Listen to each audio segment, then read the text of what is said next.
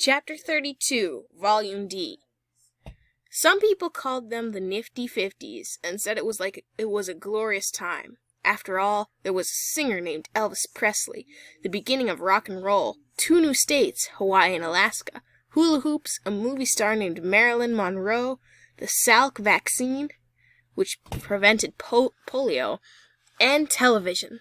TV wasn't new. It had been invented back in the 30s.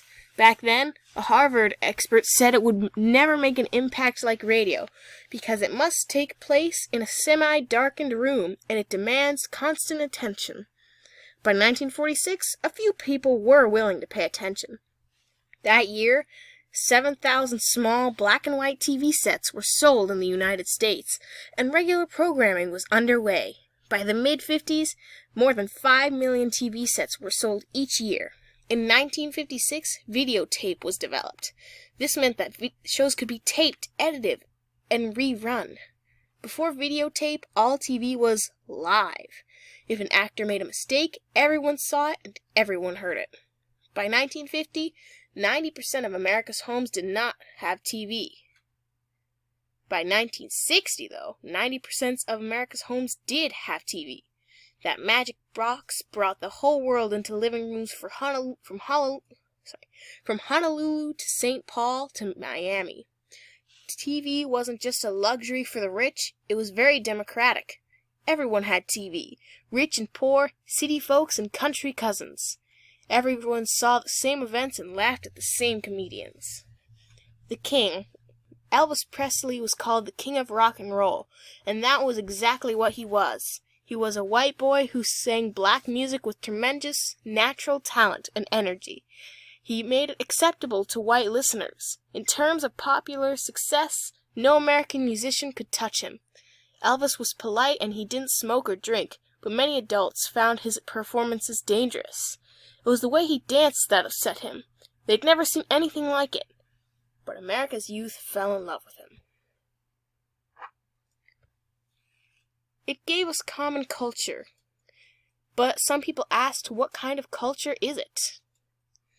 About a third of the children's programs featured crime and violence, although 1950s violence seems tame today. TV became a babysitter. It kept the kids quiet, and fewer parents took the time to read to their children. Families ate their dinners in front of the TV set and talked to each other less. Television changed the way politicians campaigned. There were no more Harry Truman whistle-stop train trips. Before long, the candidates, packaged by makeup artists and TV coaches, were coming right into the living room. But that was just beginning in 1952. But all that was just beginning in 1952, when we elected a new president, our 34th. His name was Dwight D. Eisenhower, and he was immensely popular. People called him Ike Eisenhower.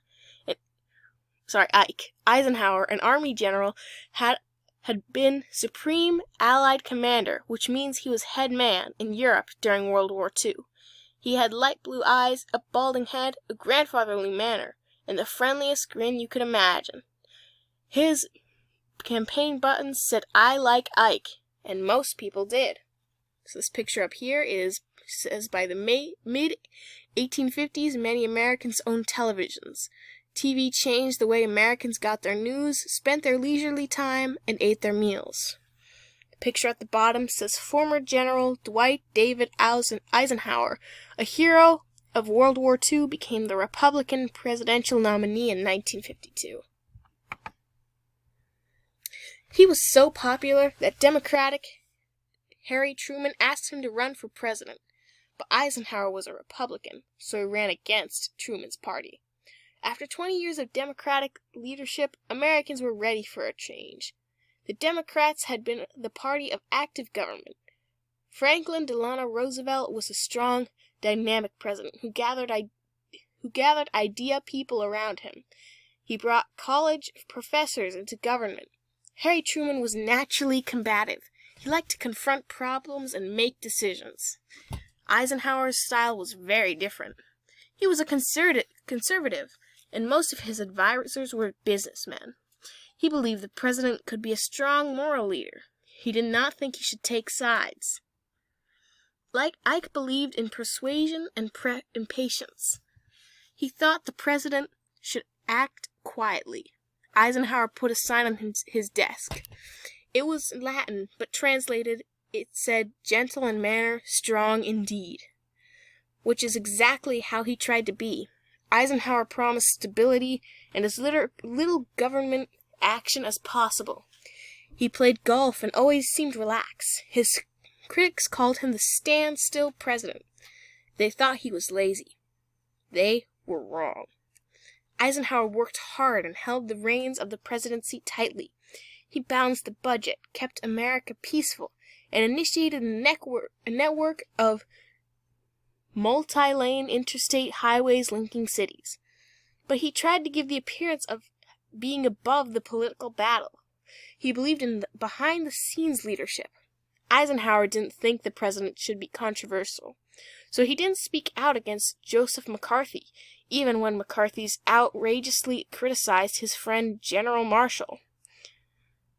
But he did fly to Korea as he'd promised when he campaigned for the presidency. Eisenhower tried to end the Korean War. Sometimes it takes strength to quit a fight. Eisenhower had that strength. He didn't want any more deaths. He didn't want to risk war with China either. President Eisenhower knew the waste of war. He had seen it with his own eyes. "Every gun that is made, every warship launched," said Eisenhower, "is a theft from those who hunger and are not fed, from those who are cold and are not clothed." The Korean War came to an end with a truce. Korea was left divided as it had been when the war began, but the United States and the United Nations had proved what they had set out to prove. They would stand up to communist aggression. The top picture up here says that Eisenhower conveyed calm and patience as a president. And Joseph Stalin died in March 1953, 2 months after Eisenhower took office as president. Many Russians who didn't know about the terrible things Stalin had done and all the innocent people he had killed wept as though their own father had died. And about 54,000 Americans died in the Korean War. We never officially declared war on Korea, and there was no peace treaty. Eisenhower saw danger ahead for the nation. It was something he was an expert on: military power.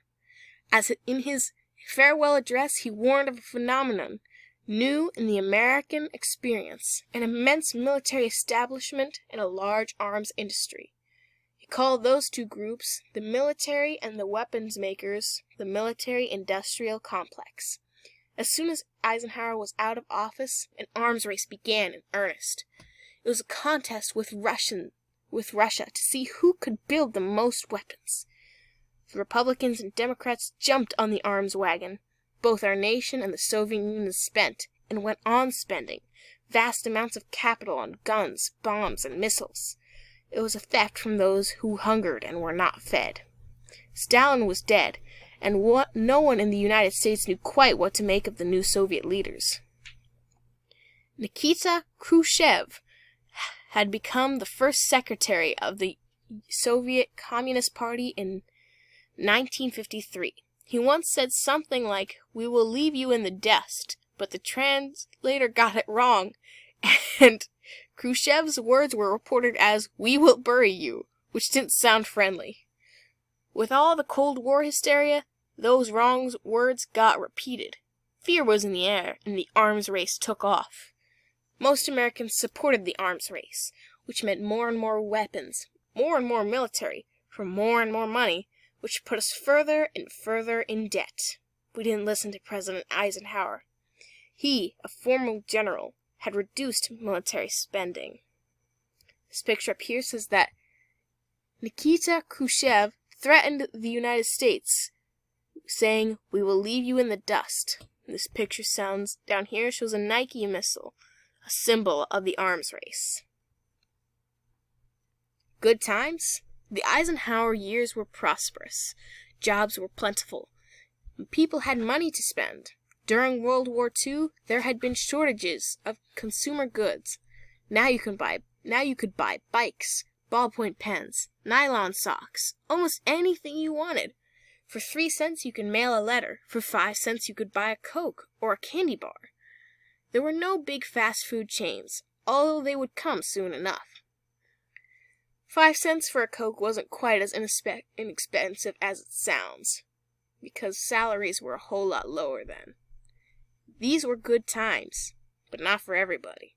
Some citizens were kept out of the good times. In the South, blacks couldn't eat in the same restaurants as whites, shop in the same stores, use the same bathrooms, drink from the same water fountains, or go to the same schools. It was humiliating and it was unfair.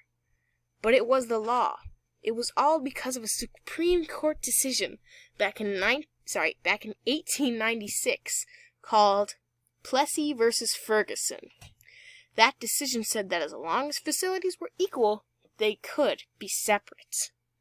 It made segregation legal, but the segregated schools, restaurants, and shops weren't equal. Anyone could see that. Even if they were, who wants to be separated? Americans were supposed to be free. How could you be free when you can't go where you want to go? This picture down here says that public facilities like water fountains and restrooms were segregated, and the white-only facilities were always better. Up in this corner it says that this African-American child in a one-room schoolhouse for blacks in Selma, Alabama, knew little of the good times the nation experienced in the 1950s. So that's it for Chapter 32. We'll see you again.